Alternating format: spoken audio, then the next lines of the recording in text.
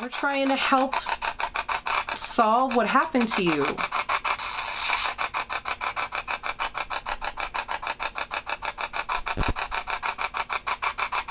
Tonight, we dive into the haunting mysteries of a John Doe case from the Daze of Disco. Here we go. Hello. You're looking for Disco Dan? Just said, are you ready for Disco Dan?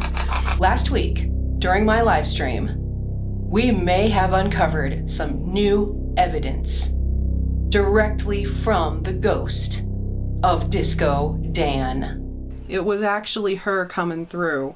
This, oh my God, is Heathoween 2023.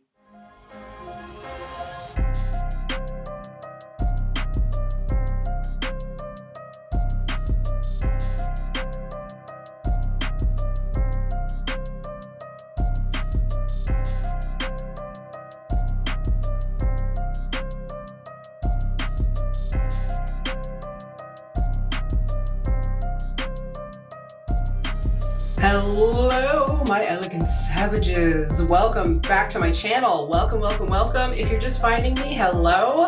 My name is Heather, otherwise known as Siren of Sound all over the internet. It is my pleasure to introduce to you our Heathoween content for October this year. Yay! You guys have all seen the makeup videos like the Bailey Sarians of the world or the Danielle Kirstys. And then you also see true crime channels like Stephanie Harlow. But have you seen a channel that does both at the same time? That's what this year is all about. So we're going to be diving not only into doing makeup and talking about a true crime or a haunting case every week this month, but we're going to also be talking about the products at the same time. So this is going to be really, really interesting. And this fall, the Siren Grotto is turning into a ghost ship like you would not believe. Starting with real ghosts. Tonight, we're diving into a real life ghost story, not just a true crime, but an unsolved John Doe case that is more than 45 years old. It takes place in 1978 in the town of Hewitt, Texas, a sleepy little town with a population at that time of less than 5,000 people. And while we're talking about that and all of the events that we uncovered in our community, we're also going to be talking about this.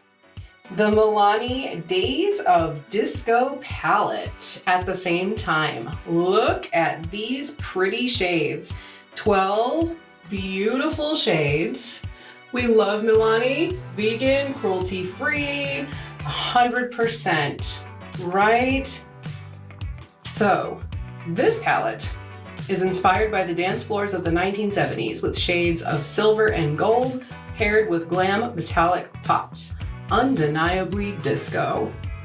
So of course we're going to be talking about a true crime case from 1978. Let's take a look at these shades, shall we? Whew. Gotta have protection. All right. So it looks like all but maybe one or two of these shades in this palette are shimmers. Look at that. Look at how gorgeous they are.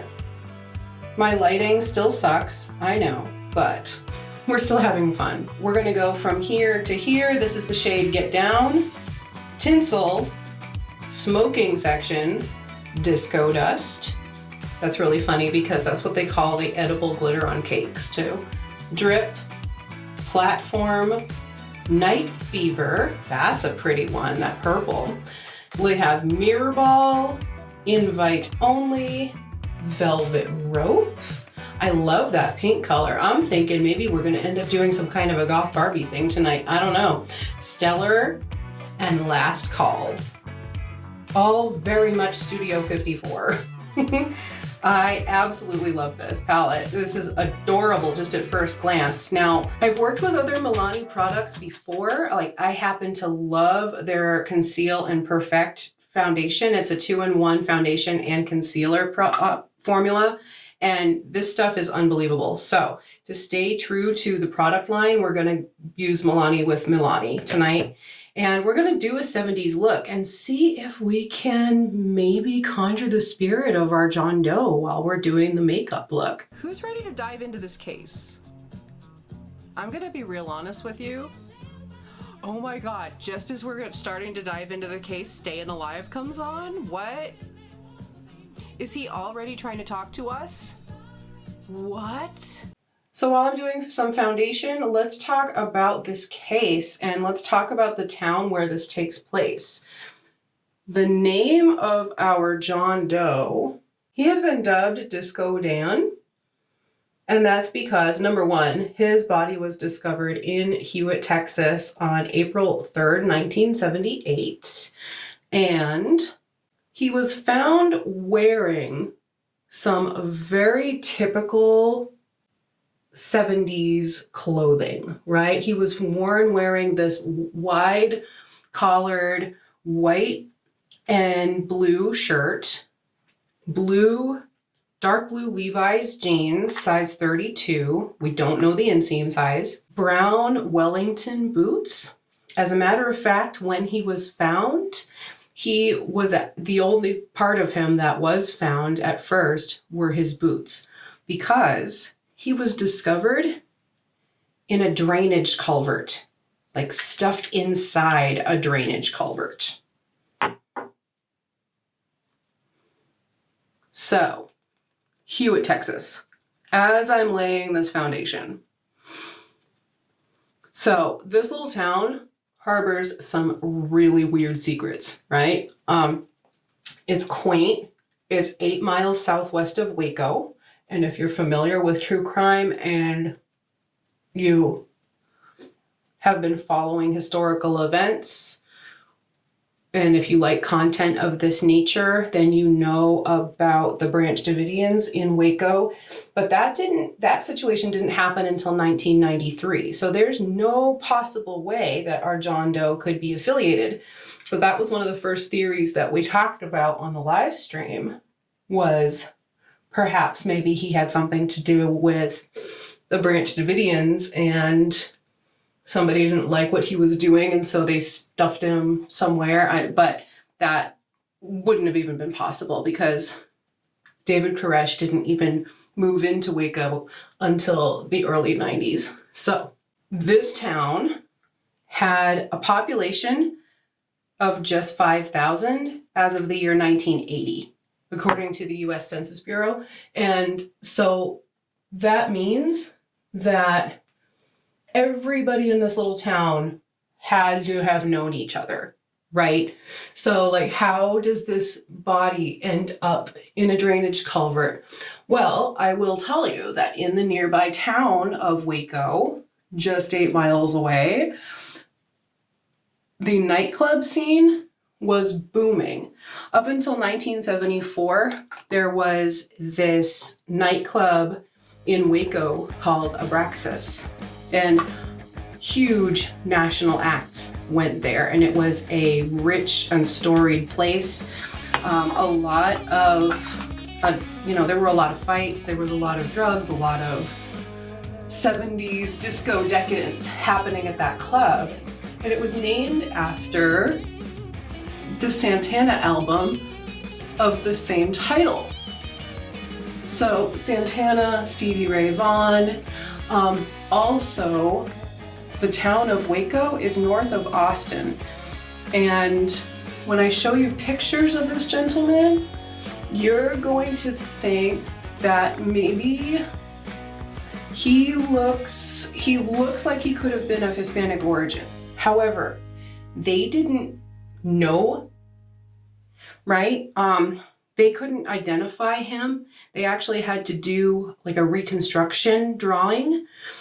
So the first drawing that I'm going to show you is what they think he looked like in 1978.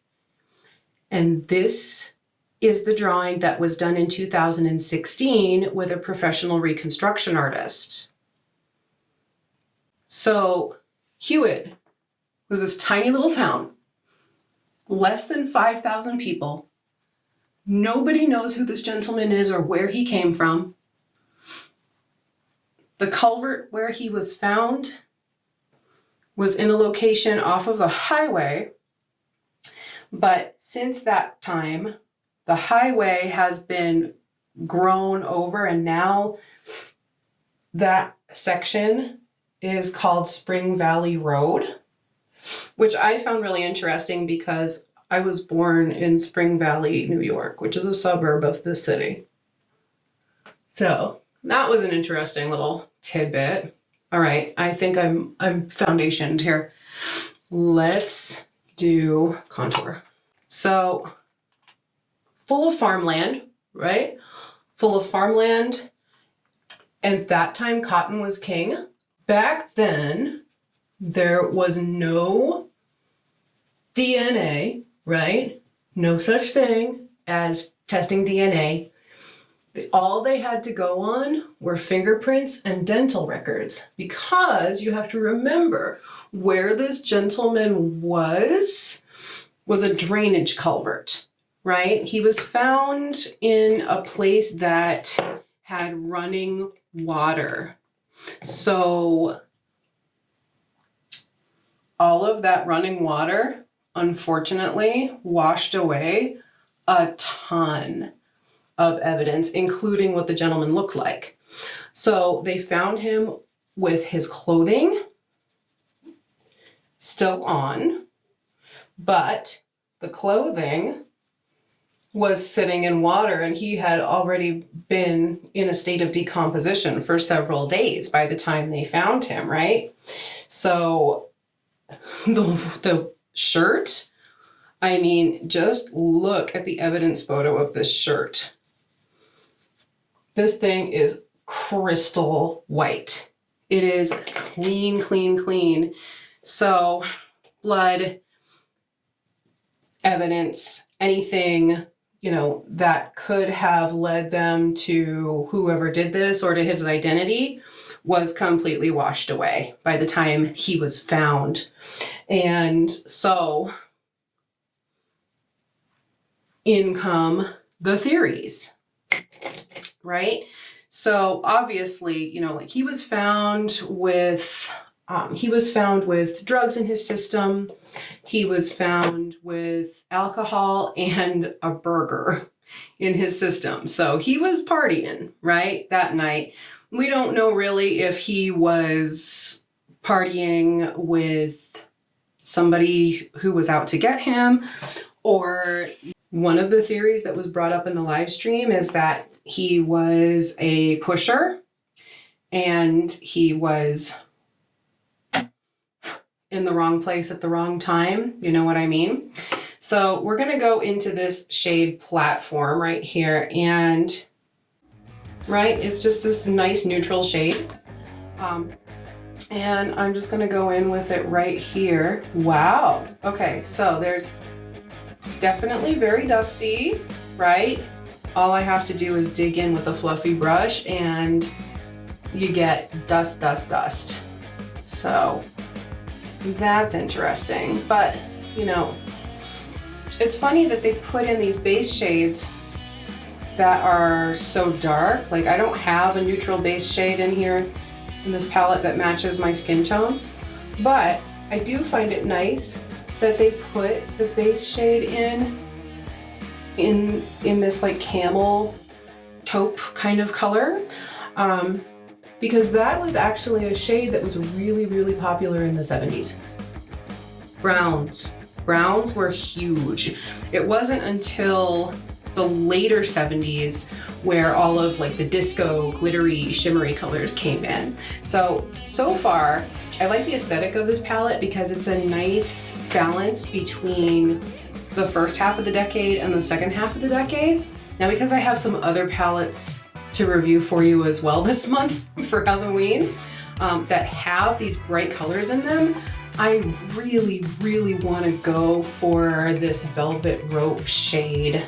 But I also really want to go for like a typical 70s, but I don't have another palette that has a bright Barbie pink in it. So let's go for that. This palette has had some really mixed reviews. And I can see why. Because you're looking at, so far, like with the neutral shade, I had major color payoff just using a fluffy brush.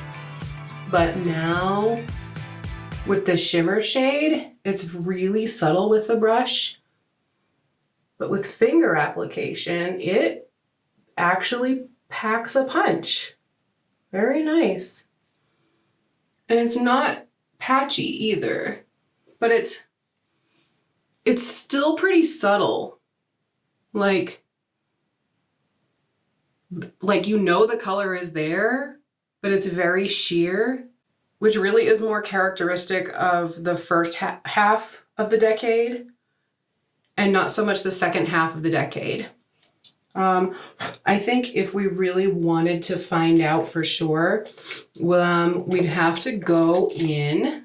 Let's go into, since we did this gold, this goldy pink color, let's stay on this half of the palette to work with the rest of the colors there. Let's use the shade Tinsel in the crease. I have a feeling that that shade Drip is going to be too gold with that pink. So yeah, back to the case. So he was found with that, and there was also something by him. It wasn't on his person, but there was a Snoopy necklace, which I found very interesting. I did a little bit of a deep dive, and the Snoopy character, I mean, as we all know, is from the cartoon strip Peanuts by Charles Schulz. And Snoopy has a couple different alter egos. So the first alter ego that he had was the Red Baron, right? Like being the fighter pilot on his dog house. And the second alter ego that he has premiered in 1971, and that was Joe Cool. The Joe Cool character came about in 1971. So another theory that we had about this gentleman was that maybe he thought he was Joe Cool. Why does this gentleman who has like home or chop shop kind of tattoos, maybe they're military tattoos, muscular, and it was the Daze of Disco. So I would imagine, right? Looks like somebody you could probably not miss in a crowd. Exactly. And I was like, okay, so maybe this guy, this rough and gruff guy, is wearing a Snoopy necklace because maybe somebody called him Joe Cool. Maybe he thought he was Joe Cool, you know? And because that seemed like a really personal thing, like kind of like a little bit of a juvenile thing for somebody who was so gruff, right? So it had to be something personal to him. So I was like, okay, who's looking for their Joe Cool? I would also like to do some more research. I'm just going to go in to the shade Drip with finger application right from the start. I can already tell that it's the exact kind of formulation as Velvet Rope. There's a lot of fallout in the pans. So I want to control that, and I'm going to go into Drip in the crease instead. Yeah, like, I'll tell you right now, guys, I'm not particularly impressed. However, I was very impressed with the ghost box session that we did about this gentleman to try and discover who the heck he is. And I'm going to put some footage in there right now. So it's called the Hack Shack X8 Spirit Box app, and it works off of radio waves. So it does this. It scans through all of the channels on the radio. So anybody who's around picks up, and for me in particular, I always get somebody. Somebody always shows up. We think you got into a little trouble with the law. on this side of the earth. So now I'm going to go into the shade Get Down. It's this really pretty multi-chrome shade in the corner. I'm going to do that in the brow bone and the inner corner and see how far we get. So there's really not a whole lot to know, but he certainly told us himself, didn't he? Here's some more footage. We're gonna turn him off because I'm getting the feeling that he's mad. Not because we're trying to get him to come through, but because we're bringing, can you see me? Did you guys just hear, can you see me? Oh my God, crazy. Crazy.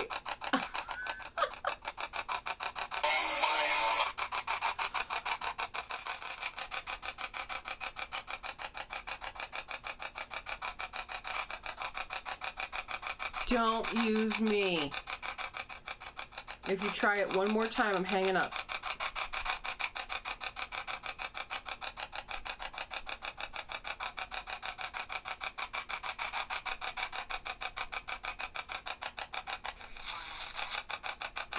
I'm fine with that.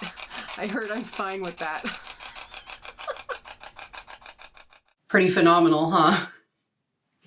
I couldn't believe it myself when I was hearing it. Like, I turned on the box. That's something that I do quite often, actually. See, now I'm going into the shade Invite Only, which is another one of the matte shades on this side of the palette, to make that characteristic brown liner wing from the 70s. And I'm also going to bring that shade up into my eyebrows.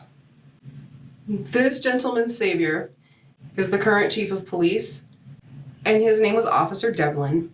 He came onto the force in 2009 in Hewitt, and he became the chief of police there in 2016.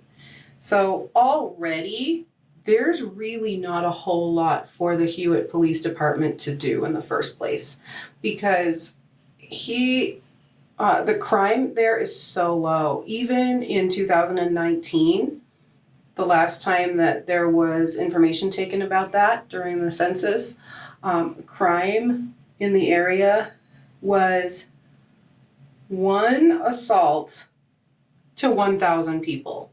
So the police have literally nothing to do other than figure out these cold cases. So there's no assault. There's virtually no crime anywhere at all in this town. So it is a real mystery about, number one, how he got there, how this John Doe got there. And in 2016, upon Officer Devlin's 9,000,003 visit of the case to see if there's any new evidence, they once again found absolutely nothing in the records that they had. Another part of this too was that no DNA evidence is available at all. They didn't take any tissue samples, they didn't take any blood samples. The only thing that they have on record right now are fingerprints and dental records. But it's frustrating because they can't go back and exhume John Doe. And the reason they can't go back and exhume John Doe is because he was buried in a potter's field. Nobody stepped forward to claim him. Nobody identified him. Nobody stepped forward to get him a grave marker. Nothing. So he was buried in a community cemetery in an unmarked location. Now, Officer Devlin did go back and he actually found the gravedigger, but unfortunately that gentleman couldn't remember that far back as to even a relative location as to where he could be. Buried, unfortunately, in a pine box, no markers, no identification. He didn't have anything on him. He had no wallet. he didn't even have any money on him. Like, it was just his body sitting stuffed in this culvert. He's 5'8", 128 pounds, really skinny. So we know how he was able to get in. Now, we did hypothesize during the live stream that maybe this was a Goodbye Earl kind of a situation, and maybe the culprit was female, or maybe it was somebody who was in the wrong place at the wrong time and wanted to, maybe he preferred the company of another gentleman, and that guy wasn't having it because it was Texas and everybody was drugged out in the days of disco, right? So I'll tell you what, guys, I'm not impressed with the palette. Not impressed with the palette.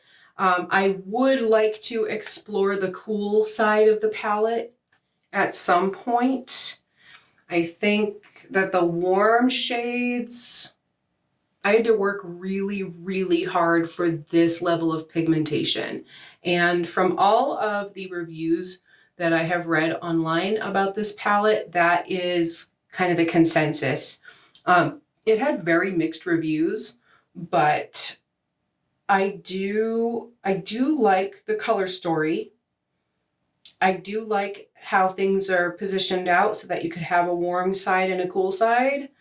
But as far as color payoff and workability, blendability, not a fan. I'm going to stick with my non-drugstore, okay, for this. So I'd be really interested to recreate this look with a non-drugstore palette. Now, something else about the Milani website too is that they are marketing this collection as a Halloween collection. So it comes with a black and a red lip, but because I don't have those, we're going to go with my recent favorite here. This is the Curse Cosmetics liquid lip in the shade Blood Moon. Make sure to check out the link in my bio for a discount for your purchase off Cursed. What do you guys think about the evidence or lack thereof? Personally, I would like to learn from police records. Like, I'd like to get into the police records and see what is already part of this open investigation. There's also a Facebook page that Officer Devlin started to try and solve this case. And Officer Devlin was the one that actually named him Disco Dan in 2016 for public awareness purposes, public visibility purposes. Look at that gorgeous red. I didn't have to work hard for that at all. See, when I'm doing makeup, like, I put myself through it, okay? I do the contacts, I do wigs, I do different jewelry, like, I do the whole thing, okay, y'all? And I don't want to have to spend a whole lot of time getting colors and like working colors up in my face, And unfortunately, that is exactly what this palette is making me do. I don't wanna. So I'm gonna go back in with a combination of platform and invite only, get my thick 70s brow on. So my Brooke Shields brow. So what do you guys think is up with Disco Dan? I need to know. He did come through. I don't know if it was him or if it was perhaps somebody who knows something about the case on the other side. But I found it very interesting. I found it very, very interesting that whoever came through did this. All pictures of you on our stream on the internet tonight. You're famous tonight in our eyes.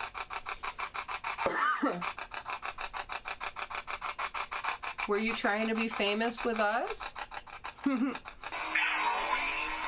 Heathoween! Oh my god! Oh my god! Woo!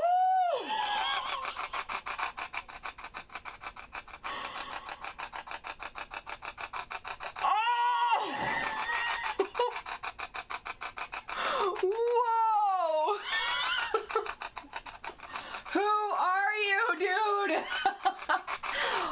Whoa! So yeah, you guys, there's my Brooke Shields eyebrow. What do you think? Nothing stands between me and my Calvins. So let's grab a blush, which is something that I normally don't use at all because I get so pink anyway. But I think we need to put on a blush because it's the 70s and we need to do a blush. We also need to do a little bit of a highlight. So I'm gonna go in and just highlight really quick because it's the 70s and the 70s was all about glamour and glitz. You know, for the 70s being about glamour and glitz and dewy foundation looks, I have to say this is really subtle. You know, you think about the amazing looks that came out of Studio 54. And think about the amazing drag looks from drag balls in the 70s. Even classic rockers, you know, even rockers of the day, they had amazing, amazing, colorful, thick, heavy makeup. And I get that from other products. And not the disco palette. Like, I'm not feeling it. Not feeling it. However, we're here. So why can't I find a blush? Why don't I have a blush? Bad siren, naughty siren. Here, I know what we'll do.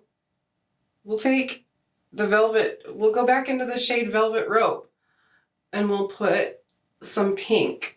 Hey, look, it's so subtle, it doesn't even show up. Oh my gosh. See, this is how often I wear blush. I don't even have one when I'm supposed to have one. Like, and we're improvising, okay, y'all, we're improvising. I mean, look, I gotta be honest with you guys. There's literally nothing 70s about this. Literally nothing 70s about it. Nothing disco about it. Like, if I want to see, like, disco balls, you know? I want to see this. But I have a feeling that we're going to get that out of one of the other palettes that I have coming up for you this month. So we're not even going to go into this side. I just want to throw this away. Like, girl, bye. What was not a waste of time though was discussing Disco Dan. I think it's really important to talk about John Doe cases, especially ones like Disco Dan, The Boy in the Box, the ones that are decades old, that are still unsolved. The victims are still unidentified. Somebody's out there who misses him. There is a family member out there. There is somebody. Now, it was theorized as well during our live stream that because Texas is so southern and close to the border, right? Is it possible that maybe he is from Mexico? I mean, he certainly does look like he is of Hispanic descent, or at least partially, right? So here's the final look, or lack thereof. We're going to say goodbye to the Milani Daze of Disco, and we're going to send Disco Dan off into the ether. If you happen to know any information, or if you have any theories, or if you want to join this discussion, there is that Facebook page. Make sure to go and join it. I will link it in the description of this video so that you can. Let's join in the conversation. Let's see if we can't solve a mystery together, shall we? And throughout the entire month of October, I want to present more cases like this to you guys. More hauntings, more unsolved mysteries. I think there's plenty of coverage out there about the known cases, right? The known killers, the known serial murderers, the known people.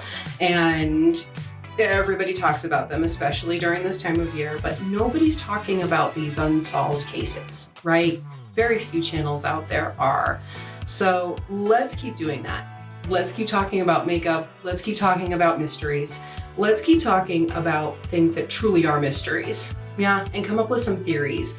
And if you want an even deeper dive, if you want to participate in the Ghost Box investigations, if you would like to participate in the streams and chat with us, make sure to join me on Twitch. It's twitch.tv/Siren of Sound. And for those of you who peeped it earlier in the video, yes, I did change my hairs. Yes, I did. I really missed the black with a colored money piece. What can I say? Besides, I gotta match my door. If you liked this content, if you love this concept of discussing a lesser known case, perhaps doing a ghost session to go along with it, doing the makeup to maybe summon spirit to give us more clues about that unsolved mystery, and talk about product at the same time and have fun with me doing some makeup, then subscribe, like, share, do all the things, and ring my bell